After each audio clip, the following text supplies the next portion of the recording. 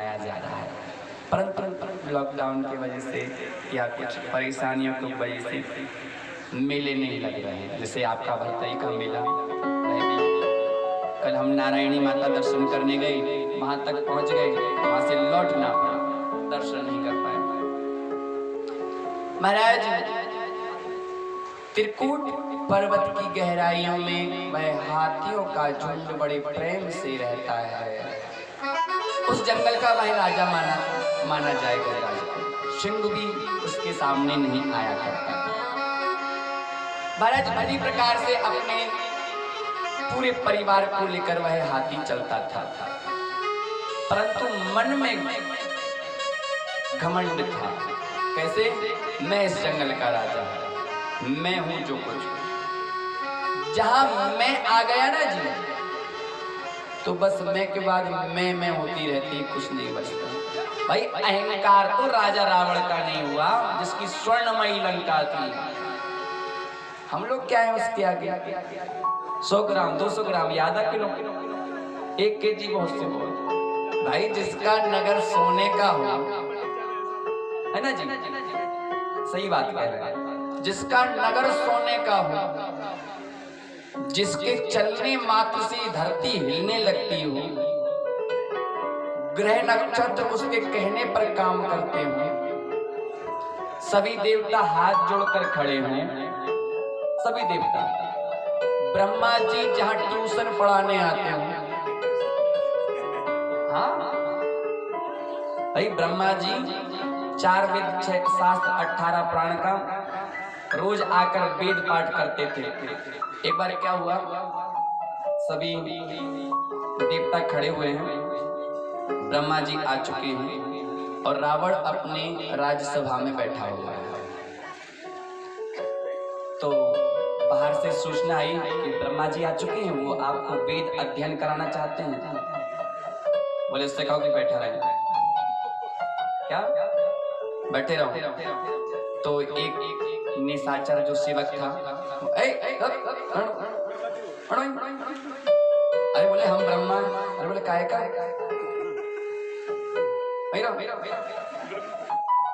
अरे बोले हम वेद सुनाने आए हैं। अरे बोले अभी महाराज अंदर। मतलब कहने का तात्पर्य यह है, उस समय रावण से ज्यादा बड़ी कोई था ही नहीं, और रावण जैसा त्रिकालदर्शी उस युग में कोई था ही नहीं। रावण जैसा ब्राह्मण कोई था ही नहीं उस समय। ब्राह्मण यदि चाहे, एक ब्राह्मण की महिमा का वर्णन करते हैं, ब्राह्मण यदि अपने सत्कर्मों पे चले तो भाई देवताओं को बुलाने का सामर्थ्यवान रखता है। क्योंकि कहते हैं देवता मंत्रों के अधीन है, देवता मंत्रों के अधीन और मंत्र ब्राह्मण के अधीन। ब्राह्मण कोई सरल नहीं है। उस समय रावण के मात्र भगुटी टेढ़ी करने से सभी देवता कपने लगते थे, इतनी महिमा थी। महाराज अहंकार आ गया रावण के मन में, तेरी अब हम हैं कोई नहीं। तो क्या हुआ, हनुमान जी आए और लंका में आग लगा के चले गए। एक बंदर ही तो आया था, और कोई माचिस लेके आए थे क्या? हनुमान जी महाराज कि घर से तेल लेके आए हो, परंतु कुछ नहीं, तेल भी तेरा, कपड़ा भी तेरा, घी भी तेरा, माचिस भी तेरी और घर भी तेरा। सही बात है। हनुमान जी रामा दल से कुछ लेके नहीं आए थे आग लगाने के लिए, सब सामान तेरा बेटे ले। अब चिल्लाता फिर। और एक बात आती है मन में कि भाई हनुमान जी ने लंका में आग क्यों लगाई? भाई हनुमान जी तो भक्त हैं, और भक्त किसी के घर में आग नहीं लगाता। तो हम भी इस व्यासपीठ से कहते हैं हनुमान जी ने आग नहीं लगाई, लंका में हनुमान जी ने आग नहीं लगाई, ये गारंटी वाली बात। क्या हुआ, जिस समय सभी नमक ग्रह को, जितने ग्रह नक्षत्र हैं सभी को रावण ने बंदी बनाया, तो शनि महाराज को भी बंदी बनाया। ध्यान से सुनेंगे, गोपनीय कथा है। जिस समय नक्षत्रों को बंदी बनाया जा रहा था, बोले नक्षत्रों की चाल यदि उल्टी हो जाए तो घर की दशा बदल जाती है। तो रावण ने क्या कहा कि पहले नक्षत्रों को बंद करो, ग्रह को बंद करो। कभी कभी क्या होता है, हम सब के ग्रह में बहुत सुंदर व्यवस्थाएं चलती हैं, परंतु नक्षत्रों की चाल, ग्रहों की चाल कुछ उल्टी हो जाने पर व्यवस्थाएं बिगड़ने लगती हैं। उसके लिए क्या करते हैं, तो हम ब्राह्मण देवता से ग्रह शांति कराते हैं, हवन शांति कराते हैं, या ये नहीं करा पाते हैं तो अपनी राशि के अनुसार कोई भी रत्न अपनी अंगूठी में हम पहन लेते हैं, उससे लाभ होता है। ऐसा होता है। महाराज रावण ने सोचा कि ग्रह नक्षत्र उल्टा चलेंगे तो इनको बंद करो पहले। सभी ग्रह नक्षत्रों को बंद कर लिया। अमित जी सुनेंगे। जैसे ही शनि महाराज को देखा, बोले ये कौन है, बोले शनि है। इसके देखने से क्या होता है, बोले इसके देखने से सब बात उल्टी हो जाती है। जहां शनि दृष्टि डाल दे वहां गड़बड़ होने लगती है। क्या, जहां शनि देख ले वहां गड़बड़ होने लगती है। शनि की महादशा चलने लगती है, शनि की 7.5 लगने लगती है। बोले अच्छा, इसके देखने से, बोले इसे उल्टा लटकाओ, इसे कुएं में उल्टा लटकाओ। शनि महाराज को रावण ने कुएं में उल्टा लटका दिया था। तो शनि महाराज ने कहा, रावण हमें कुएं में उल्टा तो लटका रहे हो, पर जिस दिन हम सीधे हुए तो हमसे बुरा कोई नहीं होगा। बोले सीधे कहां से होगा, कुआं क्या सीधा हो जाएगा, चल उल्टा लटका। शनि महाराज को रावण ने कुएं में उल्टा लटकाया। समय आया, हनुमान जी ने जैसे ही लंका में प्रवेश किया, फल खाए, फल तोड़े, बहुत से रखवालों को मारा, परंतु जो ना ब्रह्म शस्त्र मानो महिमा मिटे अपार। ब्रह्मा जी का सम्मान किया और हनुमान जी बंद गए। और बंद कर जैसे ही रावण के सामने आए तो हनुमान जी ने बहुत प्रकार से रावण को समझाया, क्योंकि एक हिसाब से यदि एक भाग देखा जाए तो हनुमान जी रावण के गुरु हैं। कैसे? अब कहेंगे हनुमान जी रावण के गुरु कैसे हो सकते हैं? वो इस प्रकार से हो सकते हैं क्योंकि रावण भूत भावन भोलेनाथ का सबसे बड़ा सेवक है। बहुत प्रेम रखता है, बहुत स्नेह रखता है, अपना गुरु मानता है किसको? शंकर भगवान को। और शंकर भगवान का जो 11वां रुद्र है, जिसे हम बजरंग विशाल कहते हैं, 11वें रुद्र से हनुमान जी महाराज का प्राकट्य हुआ। तो रावण ने भी कहा है, मिला कपि हमें गुरुवर ज्ञानी। उसने भी बात रखी यहाँ पे कि गुरु जी से व्याख्यान कर रहे हो, चल बंदर के बच्चे। तो उन्होंने कहा ठीक, चिंता मत कर, अभी तक शिक्षा दी थी, अब हमारा चमत्कार देख। बोले इसके पूंछ में आग लगा दो। बोले हाँ आग लगाओ। महाराज हनुमान जी की पूंछ में जैसे ही आग लगाई तो हनुमान जी ने क्या किया, चौपाइयों पर ध्यान देंगे, उलट पलट लंका सब जारी। क्या किया? उलट पुलट, पहले लंका को उल्टी किया। हनुमान जी ने डायरेक्टली आग नहीं लगाई है, वो तो पूंछ में आग लगी है। हनुमान जी ने जैसे ही लंका को उल्टी किया तो शनि महाराज सीधे हो गए। जैसे ही लंका को उल्टा किया तो शनि महाराज सीधे हो गए। और शनि महाराज की दृष्टि जैसे ही लंका पे पड़ी तो लंका महाराज काली हो गई, जल गई। बोलिए बजरंग विशाल की जय। हनुमान जी महाराज ने आग नहीं लगाई, भक्त किसी के ग्रह में आग नहीं लगाई। ये तो पहले से ही सब व्यवस्थाएं बनी हुई हैं।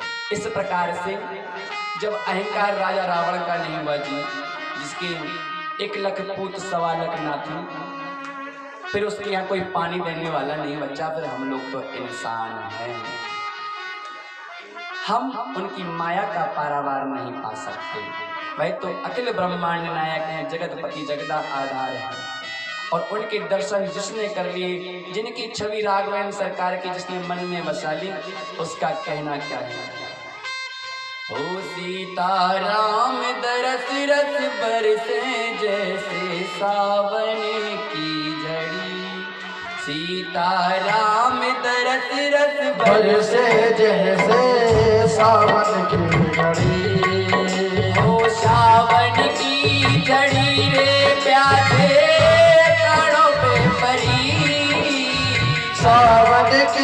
झड़ी रे प्यासे प्राणों पर पड़ी। ओ सावन की झड़ी प्यासे प्राणों पे पड़ी। सीताराम दरस रस बरसे जैसे सावन की झड़ी। 14 राम दरस रस बरसे जैसे सावन की झड़ी। बोलिए राघवेंद्र सरकार की हो। श्री अनंत बलवंत हनुमंत लाल जी महाराज की जय हो।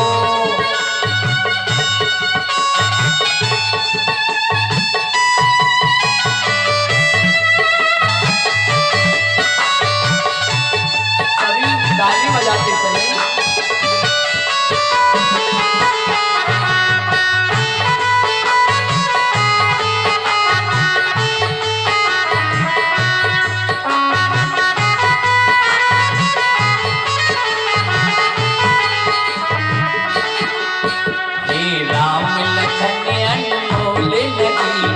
अवध अंगूठी में जड़ी। राम लखन अनमोल नगीने अवध अंगूठी में जड़ी। हे राम लखन अनमोल नगीने अवध अंगूठी में जड़ी। राम लखन अनमोल नगीने अवध अंगूठी में जड़ी। सीता ऐसे सोहर जैसे मोती की लड़ी। सीता ऐसी सोहरे जैसे मोती की लड़ी। वो सीता ऐसे सोहर जैसे मोती की लड़ी। 14 राम दरस रस बरसे जैसे सावन की झड़ी। 14 राम दरस रस बरसे जैसे सावन की झड़ी। सावन की झड़ी रे प्यासे प्राणों पे पड़ी। सावन की झड़ी रे प्यासे प्राणों पर पड़ी। 14 राम दरस रस बरसे जैसे सावन की झड़ी। 14 राम दरस रस बरसे जैसे सावन की झड़ी। बोलिए राघवेंद्र सरकार की जय हो।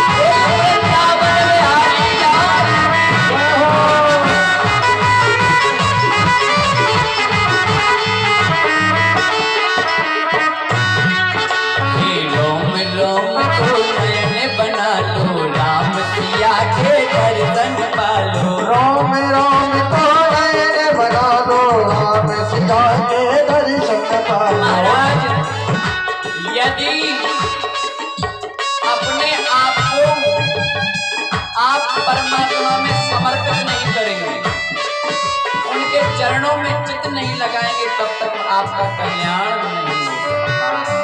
यदि कल्याण होना है और करवाना है तो परमात्मा के चरणों में चित्त लगाएं।